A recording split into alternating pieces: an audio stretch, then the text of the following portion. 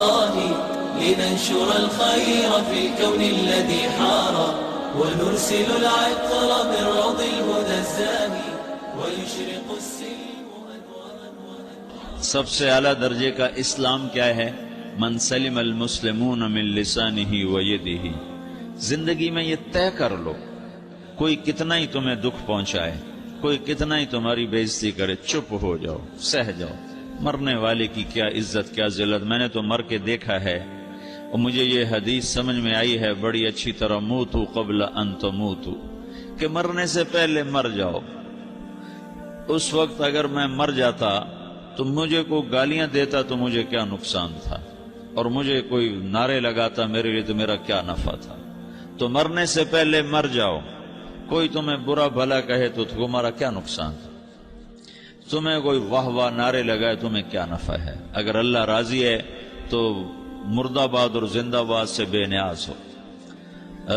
ابو ذر رضی اللہ تعالیٰ عنہ کو ایک آدمی نے گالیاں دی تو انہوں نے فرمایا، بیٹا ایک گھاٹی آگے آ رہی ہے، اس میں گر گیا تو جو کچھ کہہ رہے ہو اس سے بھی زیادہ کا حقدار ہوں، اور اگر پار ہو گیا تو تیری گالیوں سے مجھے کوئی فرق نہیں پڑتا ہے. من سلم المسلمون من لسانہ و یدہ موتوا قبل ان تموتوا. چونکہ آج کل اخلاق ہیں انتقامی، معاف کرنے والے اخلاق ہیں نہیں، انتقامی اخلاق ہیں. ہمارا معاشرہ انتقامی ہے.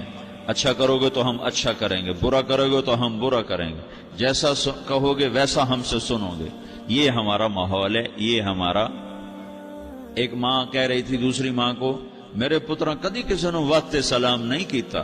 بڑے فخر سے کہہ رہی ہے، ہمارے اپنے گاؤں کی بات بات، میرے پترا کدی نہیں کسی نے واسطے سلام کیتا. مائی جڑا کرے انہوں کریں دیں، جڑا نہ کرے انہوں پوچھ دے ہی کوئی نہیں. یہ وہ فخر سے کہہ رہی. جو سب سے بڑا عیب ہے وہ سب سے بڑا فخر بنا ہوا. میرے پترا کدی نہیں کسی نے واسطے سلام کیتا. جب ماں باپ نے یہ سبق دیا تو اولاد کا کیا قصور ہے. تو ہمارا معاشرہ انتقامی ہے، ایک کی 10 سنانے کا ماحول ہے. تو آپ 100 کی ایک بھی نہ سناؤ.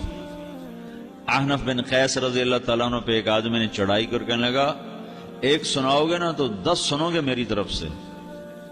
تو احنف بن قیس کہنے لگے، بھائی تو مجھے 100 بھی سنائے گا نا تو میری طرف سے ایک بھی تو نہیں سنے گا.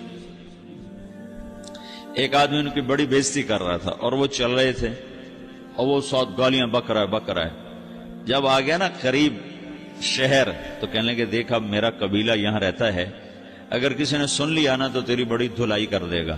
تو نے جو مجھے گالیاں دینی میں کھڑا ہوں یہیں تو دے لے، تو اپنا سارا زور پورا کر لے تاکہ آگے تجھے کوئی تکلیف نہ پہنچا دے میری وجہ سے. تو وہ پاؤں پہ گر کے معافی مانگنے لگا کہ واقعی تو بڑے حلم والا. وہ مشہور تھے اپنے حلم میں، بردباری، اور لوگ ان کا امتحان لینے آیا کرتے تھے کہ بھئی کوئی ہے جو احنف کو غصہ دلا دے. تو لوگ ناکام ہو جاتے تھے، ان کو غصہ نہیں آتا. ایسے ایک عرب سردار گزرا معن بن زائدہ، وہ بھی اپنے حلم میں بڑے مشہور تھے. ایک دفعہ لوگوں میں شرط لگ گئی، کوئی ہے معن بن زائدہ کو غصہ دلائے تو ہم اس کو انعام دیں گے. تو ایک شاعر نے کہا، میں غصہ دلاتا ہوں، تم دیکھنا ایسے سیخ پا ہو جائے گا جیسے جانور. تو وہ چلا گیا اس کی مجلس میں، دربار لگا. عرب سردار تھا بہت بڑا، دربار لگا ہوا. تو کہتا، السلام علیکم. وعلیکم السلام. تو معن بن زائدہ پر ایک دور بڑے فخر کا گزرا تھا، پھر اللہ نے اس کو بہت بڑی سرداری دی. بنو عباس کا بہت بڑا یہ وزیر گورنر تھا. تو کہتا، اتذکر اذ لحافک جلد شاۃ واذ نعلاک من جلد البعیر. کیوں بھائی تجھے یاد ہے جب تیرا بستر بکری کی کھال تھا اور تیرے جوتے اونٹ کی کھال کے تھے؟ تو کہنے لگا، کیوں نہیں یاد، بھلا کوئی ماضی بھی بھولتا ہے.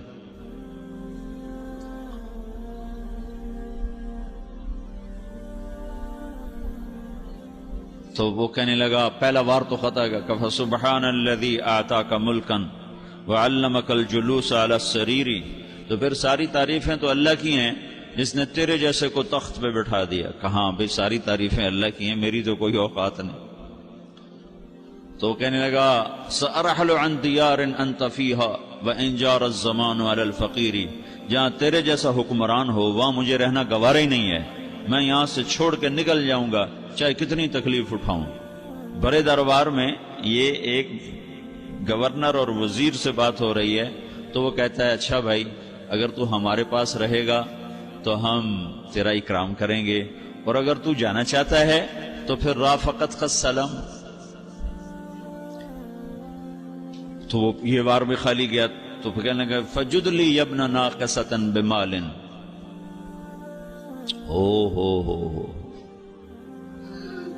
او گندی ماں کے بیٹے مجھے کچھ عطا بھی کر، میں بغیر پیسے کے سفر کیسے کروں گا؟ عرب کو کسی کو بھی ماں کی گالی دے دینا اور پھر عرب سردار ہو۔ فجد لی یبن ناقصۃ بمال،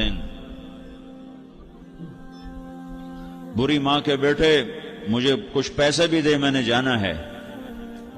میں کہا بھائی اس کو 3000 دے دیا جائے۔ اللہ اکبر۔ تو کہنے لگا قلیل ما اعطیتنی وانی لاتمو منک فی الکثیر، یہ تو بہت تھوڑا تو نے دیا ہے، مجھے اور دے۔ کہا اچھا بھائی 3000 اور دے دو۔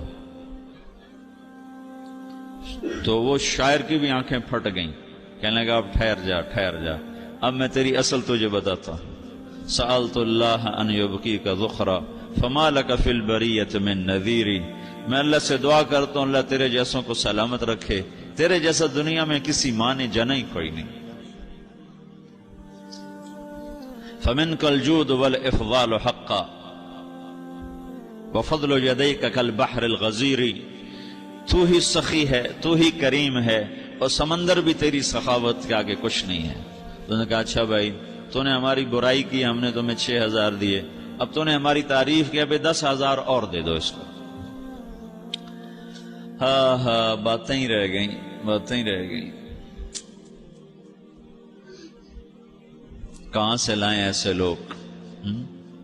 ہمارا معاشرہ انتقامی ہے، بدلہ لینے کا ہے، بدلہ لینے کا۔ اس نے میرے ساتھ کیا، میں نے بھی کرنا ہے۔ تو اعلیٰ درجے کا اسلام یہ سکھا رہا نہیں چپ ہو جاؤ، سلامت بن جاؤ، سلامتی بن جاؤ، سلامتی کی علامت بن جاؤ۔ من سلم المسلمون من لسانہ ویدہ۔ اب وہ سوال کرتا ہے یا رسول اللہ ای الایمان افضل، سب سے اعلیٰ درجے کا ایمان کیا ہے؟ اسلام کیا ہے؟ کلمہ، نماز، روزہ، حج، زکوٰۃ۔ اعلیٰ درجے کا اسلام کیا ہے؟ من سلم المسلمون من لسانہ ویدہ۔ یہ اخلاق کا ادنا درجہ ہے، ادنا درجہ ہے۔ ادنا درجے پر پہنچ کر آپ اسلام میں اعلیٰ درجے پر آ سکتے ہیں۔ وہ سوال کرتا ہے ایمان کیا ہے؟ تو آپ نے کہا اللہ پر، فرشتوں پر، کتابوں پر، رسولوں پر، موت کے بعد کی زندگی پر، تقدیر پر۔ اب ایک اور سائل سوال کرتا ہے ای الایمان افضل، سب سے اعلیٰ درجے کا ایمان کیا ہے؟ تو آپ نے فرمایا حسن الاخلاق، اچھے اخلاق سب سے اعلیٰ درجے کا ایمان ہے۔ جو آدمی اسلام میں، جو آدمی اخلاق میں، جو مرد عورت اخلاق میں ادنا درجے پر ہوتا ہے وہ اسلام میں اعلیٰ درجے پر پہنچتا ہے۔ اب اگر وہ اخلاق میں اعلیٰ درجے پر آ جائے تو اب یہ کہاں پہنچے گا؟ اب یہ کہاں پہنچے گا؟ میرا نبی کہہ رہا ہے سب سے اعلیٰ درجے کا ایمان ہے حسن اخلاق، حسن اخلاق۔